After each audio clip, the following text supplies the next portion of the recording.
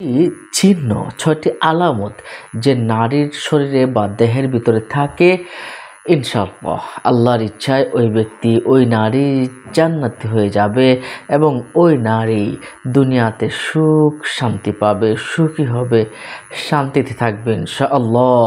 সম্মানিত দর্শক ও শ্রোতা, এমন একটি বিষয় নিয়ে আপনাদের সামনে আজ অবতারণা করব। বিষয়টা খুবই গুরুত্বপূর্ণ, নারীদের জন্য এই বিষয়টা খুবই গুরুত্বপূর্ণ। সম্মানিত দর্শক ও শ্রোতা, ১ নাম্বার হলো ঈমান ও তাকওয়া থাকতে হবে।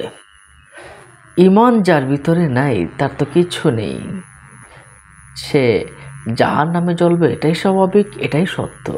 আর যার ভিতরে তাকওয়া নাই, আল্লাহ ভীতি নাই, সে দুনিয়াতে অনেক পাপ কাজে জড়িয়ে পড়বে, এটাও সত্য।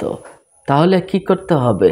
ঈমান এবং তাকওয়া যে নারীর শরীরে থাকবে, ওই নারী জান্নাতি হবে এবং দুনিয়াতেও ইনশাআল্লাহ অনেক অনেক ভালো থাকবে। সম্মানিত দর্শক ও শ্রোতা, নারীদের জান্নাতে যাওয়া তো খুব সোজা। এই বিষয়ে কিন্তু আল্লাহ পাক পবিত্র কোরআনে বলেছেন এবং হাদিস শরীফে বলেছেন। ২ নম্বর হলো, কোনো নারী যদি ভুলক্রমেও কোনো ভুল করে ফেলে, কোনো গুনাহের কাজ করেও ফেলে, তাহলে তওবা করার জন্য বেকুল হয়ে যাবে। তার গুনাহ করার সাথে সাথেই চোখের পানিগুলো ছেড়ে দিবে।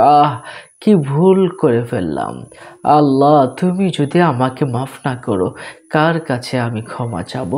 এমন করে বেকুল হয়ে যায়, আল্লাহ পাকের কাছে কান্নাকাটি করতে থাকে, আল্লাহ তুমি মাফ করে দাও, আল্লাহ তুমি মাফ করে দাও, আস্তাগফিরুল্লাহ। এভাবে শুধু তওবার জন্য বেকুল হয়ে থাকে। তওবা করার পরও মনে হয়, আল্লাহ আল্লাহ তুমি কি আমাকে ক্ষমা করেছো? বারবার যদি এমনটা মনে হয়, বেকুল থাকে মন ও প্রাণ, তাহলে বুঝতে হবে ওই নারী অত্যন্ত ভালো, ওই নারী জান্নাতি হবে এবং ওই নারী দুনিয়াতে সুখী হবে ইনশাআল্লাহ। এরপরে আরেক প্রকার তিনটা যে এই ৩ নম্বর যে আলামতটা নারীদের শরীরে থাকবে, নারীদের কাছে থাকবে, এটা হলো ধৈর্যশীল নারী। আল্লাহু আকবার। এই ধৈর্যশীল নারীরা দুনিয়াতে কি না পায়, আখিরাতে কি না পায়, এই ধৈর্যশীল নারীরা যে আল্লাহ পাক রব্বুল আলামিন নিজের হাতেই যে তাদেরকে পুরস্কার দিয়ে থাকেন, তারা দুনিয়াতে অনেক সম্মানিত হয়। ধৈর্যশীল নারীরা দুনিয়াতে যেমন সম্মান পায়, আল্লাহ পাকের কাছে সম্মান পায়। তারা স্বামীদেরকে বাধ্যগত হয়ে থাকে, স্বামীদের কথা মেনে থাকে, নিজেদেরকে হেফাজত করে, রোগে সুখে বিপদে আপদে তারা কখনো স্বামীদেরকে ছেড়ে যায় না।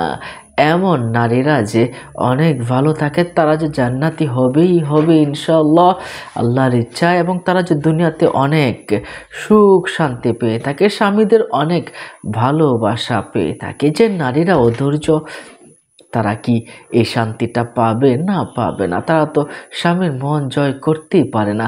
কি করে তারা ভালো থাকবে দুনিয়াতে? কি করে তারা আখিরাতে যা পাবে? সামান্য একটুতেই যারা স্বামীদের অকৃতজ্ঞতা পোষণ করে, যে নারীরা, তারা তো জান্নাতে যাবে না। রাসূল করিম সাল্লাল্লাহু আলাইহি ওয়াসাল্লাম কিন্তু স্পষ্ট বলেছেন, তারা অল্পতেই স্বামীর অকৃতজ্ঞতা করে। অকৃতজ্ঞতাটা হলো এমন, সারা বছর ভালো খাওয়ালো, একদিন বলল আমার জন্য বাজার থেকে এটা নিয়ে আসবা, কিন্তু স্বামী বেচারা পারলো না। তখন বলল, সারা বছর তুমি আমাকে খাওয়াতে পারোনি, আমাকে পড়াতে পারোনি। এই যে এটা হলো অকৃতজ্ঞতা, এটা কিন্তু করা যাবে না। আরেকটা কাজ করে থাকে না, এরা অধৈর্য হয়ে, এটা হলো ওয়াতুকসিরনা লানা, তারা বেশি বেশি করে লানত প্রদান করে। তাদের সন্তানদেরকে বলে, তুই মর, তোর উপর ঠাডা পড়ুক। এই যে এই কথাগুলো আছে না, এই কথাগুলো কিন্তু বলা যাবে না। এই কথাগুলো বলার কারণে নারীরা কিন্তু জাহান্নামী হয়। রাসূল সাল্লাল্লাহু আলাইহি ওয়াসাল্লাম বলেছেন, আমি মেরাজের রজনীতে ২ প্রকার নারীকে জাহান্নামে দেখেছি। একটা হলো স্বামীদের তারা অকৃতজ্ঞতা করে, ওয়াতুকসিরনা লানা, তারা স্বামীদের অকৃতজ্ঞতা করে এবং লানত তারা বেশি বেশি প্রদান করে। এই ২ প্রকার নারীরা জাহান্নামে যাবে। সুতরাং ধৈর্যশীল নারী জান্নাতে থাকবে, দুনিয়াতে অনেক অনেক অনেক বেশি সুখ শান্তিতে ভরে উঠবে তাদের জীবন। 4 নম্বর যে বিষয়টা, এটা হলো লজ্জাস্থানকে যারা হেফাজত করে, ওয়া তাহফাজনা ফুরুজাহুন্না, তাদের লজ্জাস্থানকে হেফাজত করে, তারা তো জান্নাতুল ফেরদাউসের ওয়ারিস বলেছেন তাদেরকে আল্লাহ পাক রব্বুল আলামিন। তাহলে লজ্জাস্থানকে যে নারীরা হেফাজত করে রাখবে, পরপুরুষ থেকে, স্বামী ব্যতীত অন্য কারো কাছ থেকে নিজেদেরকে হেফাজত করবে, তারা যে জান্নাতি, দুনিয়াতে থাকতে তারা যে জান্নাতের সার্টিফিকেট আল্লাহ পাক রব্বুল আলামিন দিয়ে দিয়েছেন। এই জন্য স্ত্রীদের উচিত নিজেদের লজ্জাস্থানকে হেফাজত রাখা। আর যে ব্যক্তি লজ্জাস্থান এবং জিহ্বাকে হেফাজত রাখবে, আল্লাহ পাক রাসূল সাল্লাল্লাহু আলাইহি সাল্লাম বলেছেন তার জান্নাতের জিম্মাদার আমি হয়ে গেছি। সুবহানাল্লাহ, সুবহানাল্লাহ। তাহলে লজ্জাস্থানকে হেফাজত রাখতে হবে। ব্যভিচারে জড়িয়ে পড়া যাবে না। 5 নাম্বার হলো সত্য কথা বলা। যে নারীরা সত্য কথা বলে তারা ভালো মানুষ, যে পুরুষরা সত্য কথা বলে তারা ভালো মানুষ।